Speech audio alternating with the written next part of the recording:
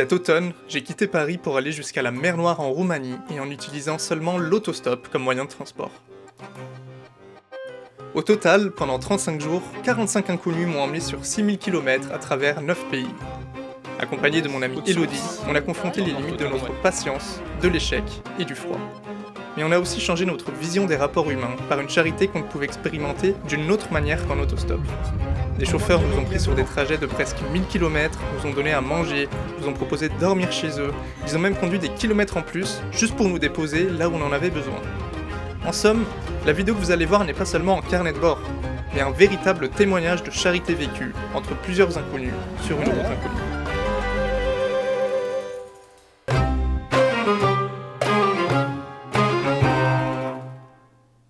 La mer Noire. Pourquoi la mer Noire ? Sans donner l'impression d'avoir trop réfléchi à un sens, je me limiterai à dire que j'avais plus d'1 mois de libre et que je voulais faire un voyage en autostop à travers l'Europe.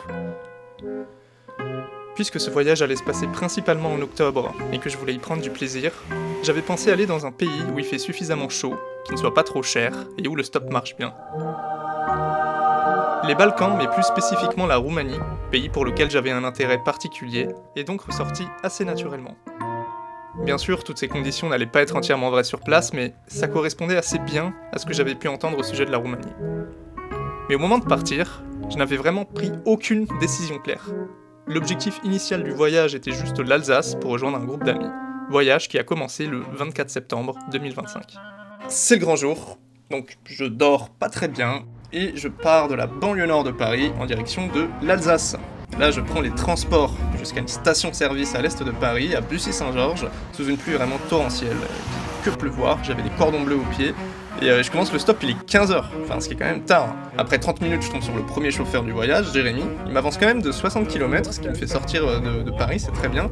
Mais il me dépose sur une aire déserte où il n'y a personne, il n'y a rien. J'ai un peu de chance, je tombe sur quelqu'un qui m'amène à la prochaine station essence pour avoir un peu plus de possibilités. À peine j'ai mis les pieds dans cette station essence, j'ai souri au premier gars que j'ai vu, il m'a souri aussi, et je lui ai dit « Est-ce que vous allez vers Strasbourg ?» Il m'a dit « Je vais dans la direction, j'y vais pas, mais je bifurque à Reims. » Et donc il m'a emmené, Christophe, très gentil, merci à toi, il m'a emmené sur 40 km quand même, hein. Donc là je suis à Reims, voilà, je suis sur une aire d'autoroute à Reims et je vais planter ma tente. Alors je pensais dormir sur place, mais au final je trouve quelqu'un vers minuit qui m'emmène jusqu'à Metz, donc je dormirai à Metz, ce qui m'avance quand même de 200 km. Alors moi je voulais pas faire de stop la nuit, mais j'avoue que ça m'avançait bien quand même. Ce deuxième jour, il s'est très bien passé parce que j'arrive en Alsace, il est déjà 13h. J'ai attendu, je crois, 3 minutes le matin. Il y a Pierre-Yves qui m'a emmené près de Strasbourg, puis Thomas, un Autrichien qui allait vers la Suisse et qui m'a emmené tout près de mon ami, où j'ai fini le trajet à pied. Il faisait que pleuvoir, mais j'étais vraiment content. Si vous voulez, je savais qu'il allait avoir la récompense d'être au chaud après, d'être au sec, et aussi de manger chaud, parce que c'est pas donné. C'est exactement ce qui s'est passé, parce que je suis resté 6 jours dans cette petite ville alsacienne de mon amie Elodie. Je remercie d'ailleurs grandement ses parents de m'avoir si bien accueilli. On a retrouvé nos amis Erasmus de Prague, on a visité la région, on est allé à Europa Park, on a même fait avec Elodie une petite partie de la route du vin en stop. Qu'est-ce qu'on va faire, Elodie, les prochains jours ? On va aller voir la mer. On va aller voir la mer Noire. Donc voilà, c'était acté, on allait partir à 2 pour ce périple qui a commencé le 1er octobre 2025. Marie-Claire, la mère d'Elodie, nous dépose à la station essence du départ. Objectif, traverser la Suisse, l'Autriche, l'Allemagne et la Hongrie jusqu'en Roumanie. Après 20 minutes, on est pris par Stéphanie, mais première erreur de parcours, on se retrouve à l'ouest de Mulhouse, à contresens, parce qu'il n'y avait pas de station d'essence avant.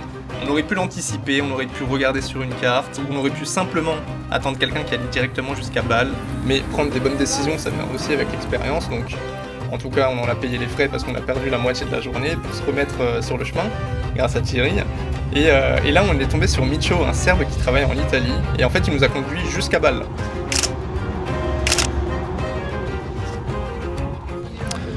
Et à Bâle, on a rencontré Pia, une Suisse qui allait en direction de Zurich justement.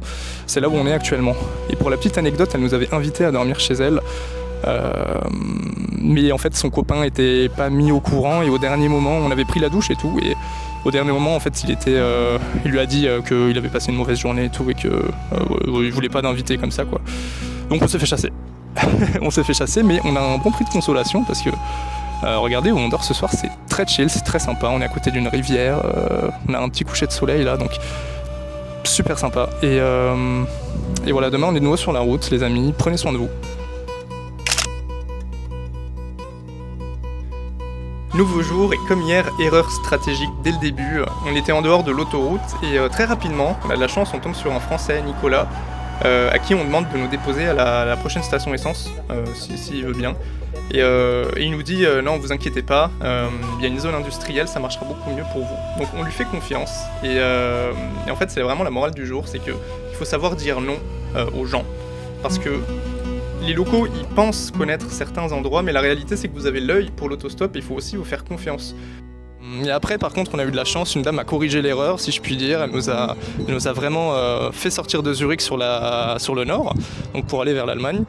Et après, on est tombé sur un monsieur, pareil, très gentil, qui nous a amené tout près de la frontière autrichienne. Alors que je crois qu'il voulait juste rentrer chez lui. Enfin, c'était même pas sur son trajet, mais il a été super sympa. Donc, on a eu beaucoup de peau. Et là, on va dormir à côté d'une église, justement en face de la frontière autrichienne, en fait. C'est un peu bruyant et tout, mais par ça, la vue est quand même cool. Je vous laisse voir. Voilà, portez-vous bien. Demain, objectif l'Allemagne.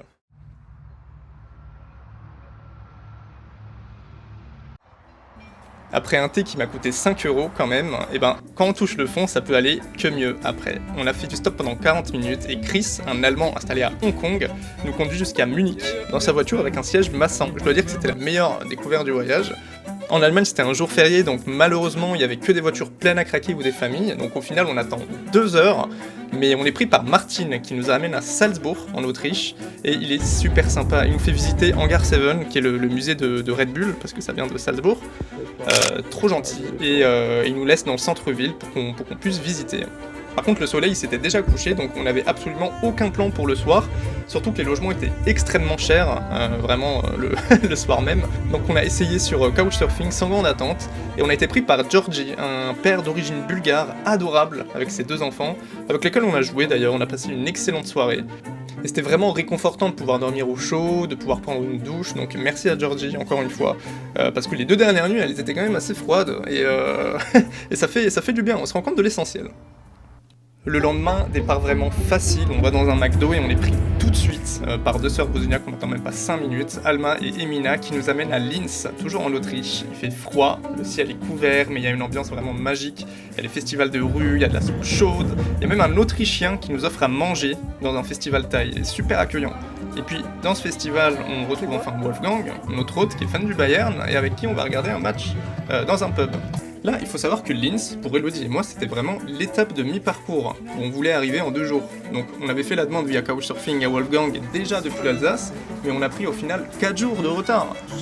Donc il a été vraiment super sympa à nous attendre, et on a vraiment partagé des beaux moments avec lui, c'était vraiment une bonne personne.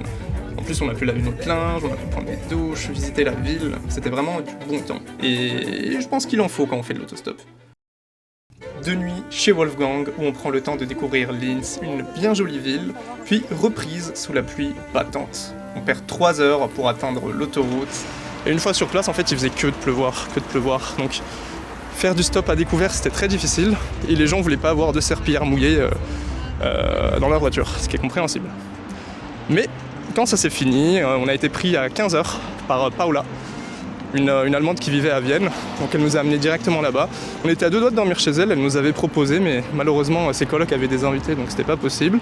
Et à la place, on a pris un logement miteux à Vienne, pas très cher, partagé avec des Saoudiens, et avec des peintures très bizarres sur les murs, voilà. Mais j'ai pu voir la ville de Vienne, donc j'étais très content. Et maintenant, direction effectivement la Hongrie, voire la Roumanie si on est chanceux. C'était complètement faisable, mais on va vite déchanter parce qu'on rejoint une station essence à l'est de Vienne, donc qui techniquement emmène directement vers la Hongrie, et pourtant on attend 3 heures. En fait, il n'y a que des locaux, il y a absolument aucun Hongrois. Il y a 2 fois on aurait pu aller à Bratislava, mais ça ne nous intéressait pas. Donc on se résigne à aller à l'aéroport pour quitter la capitale. Et là, coup de chance, dans une station essence, on voit une camionnette avec une plaque d'immatriculation H, c'est un papy, on va lui parler. On n'a aucun mot en commun, mais on se fait comprendre et il nous emmène à Sopron avec ses petits enfants. Donc quand on voyage comme ça, on a l'impression que les frontières sont finalement assez superficielles, et c'est vrai dans plein de cas. On retrouve des gens qui sont sympas et qui ont la même humanité d'un côté comme de l'autre, mais en faisant du stop, des fois, quand on est bloqué, c'est beaucoup plus simple d'aller à l'intérieur du pays, parce qu'il y a beaucoup plus de trajets intérieurs, et ça vaut pas toujours le coup d'attendre le bon samaritain qui va vous emmener à travers 3 pays différents, quoi. Donc cette gentille famille nous amène à Sopron, on refait du stop, et on est pris très rapidement, ça marche super bien, hein. Il y a 3-4 voitures qui se sont arrêtées, on est pris par Richie, un fan de métal qui nous emmène jusqu'au lac Balaton, le plus grand lac en Hongrie, où on dort en tente. Le lendemain, on sait pas ce qui s'est passé. Déjà, on se lève avec le soleil, on fait 3 minutes de stop et on est pris directement par Olcsi pour aller à Budapest. En Hongrie, toutes les autoroutes mènent à la capitale, donc on est presque obligé de passer par là. Et pareil, une fois arrivé, on n'a même pas le temps d'écrire le panneau pour Szeged, qu'on est pris par une autre Olcsi et son mari Jordi, qui allaient justement pour leur anniversaire de mariage. On était donc à la frontière roumaine qu'on attendait depuis si longtemps. Elle n'est pas très remplie, donc on attend quand même une bonne heure et demie, et il y a un monsieur qui voulait nous prendre. Mais il voulait de l'argent, donc naturellement on refuse, mais on continue d'y croire. Et au final, on tombe sur Richie, un Roumain qui nous propose de nous amener soit à Timișoara, soit à Bucarest. Initialement, on pensait plutôt descendre du nord-ouest au sud-est, donc vers la mer Noire, mais il faut toujours se laisser porter et on a choisi d'aller à Bucarest directement, c'est-à-dire pour 8 heures de trajet. C'était un de ces moments où on a tout simplement l'impression de rêver. Jamais on avait eu un passage aussi long et jamais on était aussi proche d'atteindre notre but. Aussi, arriver en Roumanie, c'était vraiment ce qu'on considérait comme le cœur du voyage. Grâce à la technologie, on communiquait avec Richard via Google Translate et il était super gentil, quoi. Au début, il s'est arrêté à une station essence où il nous a apporté 2 cafés, puis dans les Carpates, il nous a fait faire une petite visite à 2h du matin, tranquillou, où il nous a indiqué un monastère, une source d'eau, il nous a pris en photo devant des sculptures de chevaux en bois. Voilà, c'était très marrant. Et assurément, c'était vraiment l'un des meilleurs passages depuis le début, voire du voyage. Donc, merci à toi, Richard.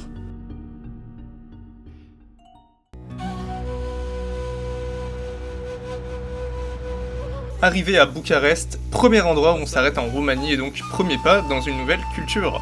Alors je vais pas m'éterniser sur la visite des villes dans ce documentaire, mais on y restera quand même 5 jours en faisant des belles rencontres et en prenant le temps d'explorer la ville. Bucarest a une histoire très intéressante entre monarchie et communisme qui se ressent aussi bien dans l'architecture que l'urbanisme.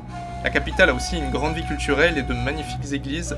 Personnellement, je me suis pas du tout ennuyé, j'ai juste trouvé la ville vraiment bruyante parce qu'il y a de grands axes routiers et pour se comprendre c'est un peu compliqué quand on est à côté, mais à part ça j'ai vraiment une bonne opinion de Bucarest.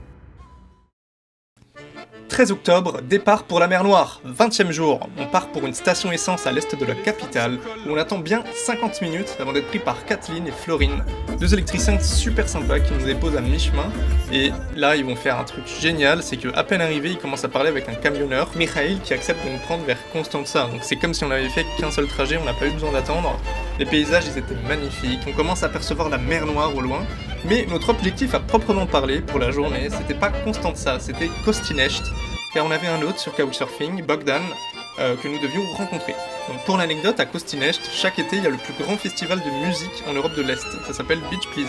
Alors on refait du stop à Constanța et on tombe sur un couple très mignon, Flavio et Mirella, qui devaient aller à mi-chemin, mais qui décident finalement de nous déposer jusqu'au bout. Je pense qu'ils ont bien apprécié le fait qu'on avait quelques connaissances en roumain, ils étaient très flattés je pense, et ouais, ils nous ont amenés jusqu'au bout. On est arrivé à Kostinești, chez notre hôte Bogdan.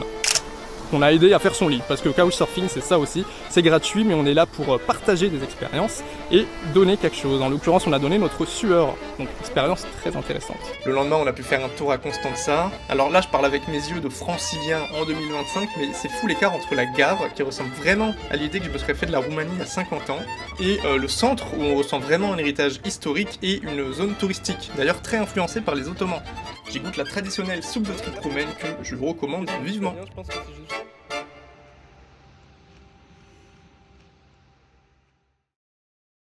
15 octobre, 22e jour, notre séjour à la mer Noire se finit, mais celui en Roumanie ne fait que commencer parce qu'on se dirige maintenant vers Brașov, dans les Carpates, sous la pluie. Et là il y a un monsieur qui s'arrête gentiment, il va pas dans notre direction mais il nous offre de la pizza, super gentil. Et puis on tombe sur Hakan, au bout de 40 minutes, qui nous emmène directement à Bucarest, beaucoup de chance. Hakan c'était très intéressant parce que c'est un tatar roumain, et leur présence date des invasions mongoles, et surtout de la guerre de Crimée, où en fait il y en a plein qui ont fui la Russie. Ils nous déposent à nouveau dans la capitale, et là c'est l'enfer. Aussi bien pour y rentrer, il y a beaucoup de trafic, que pour en sortir, parce qu'on a attendu 3 heures. Pareil qu'à Vienne, on s'est rendu à l'aéroport où c'était plus facile de sortir parce que vraiment c'était une galère. Et puis on a eu un passage pour Ploiesti, par Dragoș, qui était très gentil, et comme on n'avait aucun plan sur place, il a voulu nous aider à prendre un logement en nous donnant un peu d'argent. On est donc reparti pour Brașov, presque sûr qu'on y arrivera aujourd'hui. Après tout, il n'y a qu'une bonne centaine de kilomètres. On commence donc très tôt le stop où on a été pris par Marian, un conducteur super sympa qui nous emmène au travers des montagnes, et on lui demande finalement de nous déposer à Sinaia, où se trouve le château de Peles, qui était la résidence d'été des rois de Roumanie. C'était magnifique, il y avait du soleil, des couleurs automnales, on a visité l'intérieur qui était lui aussi somptueux, et on est reparti pour Brașov où après 40 minutes, on est pris par Romica qui nous dépose carrément près de notre logement où on restera 4 nuits. Brașov, c'est ma ville coup de cœur du voyage. J'ai vraiment bien aimé être entouré par les montagnes, le centre historique est vraiment joli, propre, il y a une histoire fascinante où Roumains, Hongrois et Allemands ont cohabité pendant des siècles, ce qui a donné des endroits vraiment singuliers. On en a profité pour faire une belle randonnée dans les Carpates, en faisant attention aux ours, bien sûr. On nous avait aussi déconseillé le château de Dracula, mais on a quand même voulu le voir de l'extérieur. On a fait un marché aux puces, et on a rencontré aussi pas mal de nouvelles personnes. Bref, je dois dire que c'est pour l'instant l'endroit que j'ai préféré le plus depuis le début du voyage. Ok, donc là on est en train de quitter Brașov. Brașov en direction de Sighișoara. Voilà. On va au nord de la ville pour faire le stop et on est pris au bout de 30 minutes par Bogdan, un Ukrainien qui vit en Pologne et qui nous amène directement à destination. Très bon choix la Roumanie. Merci à Bogdan. Bogdan, the best driver. Merci. Okay, thank you.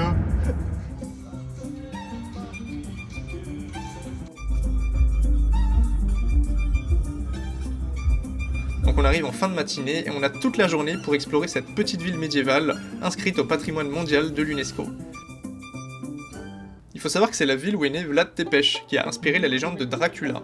Maintenant, départ pour notre dernière étape en Roumanie, Cluj-Napoca. Tout ne va pas se passer comme prévu puisqu'on attend bien 2 heures sur la route. Personne ne s'arrête. Vraiment personne. Juste un monsieur qui nous a demandé de l'argent, donc on a naturellement refusé. Donc pour faire un petit point sur le stop en Roumanie, franchement c'est un pays comme un autre en Europe. On m'a beaucoup vendu le fait que ça marchait super bien, mais comparé à la France ou la Hongrie, moi je trouvais que ça marchait pas si bien que ça par exemple. Les gens ne s'arrêtent pas autant. Voilà, donc il faut pas s'attendre à ce que tout soit facile. Il y a aussi beaucoup de gens qui vont vous demander de l'argent. Il faut juste éclaircir dès le début que pour vous ce sera gratuit. C'est juste dans la culture roumaine de donner des passages moyennant un paiement.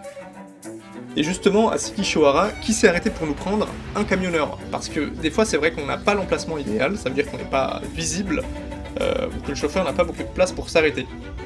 Ce qui fait que statistiquement, ça prendra plus de temps. Mais là, si un camion s'est arrêté, c'est qu'une voiture aurait très bien pu le faire. En tout cas, Tiberiu, il nous amène à Târgu-Mureș.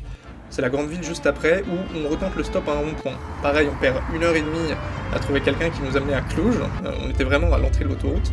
Et on arrive en fin d'après-midi chez notre hôte Rada, qui nous a super bien accueillis avec un apéro roumain. On lui a préparé une soupe à l'oignon incroyable et on est sorti en soirée. On a pris le temps de visiter la ville que j'ai bien aimée, surtout pour son côté jeune.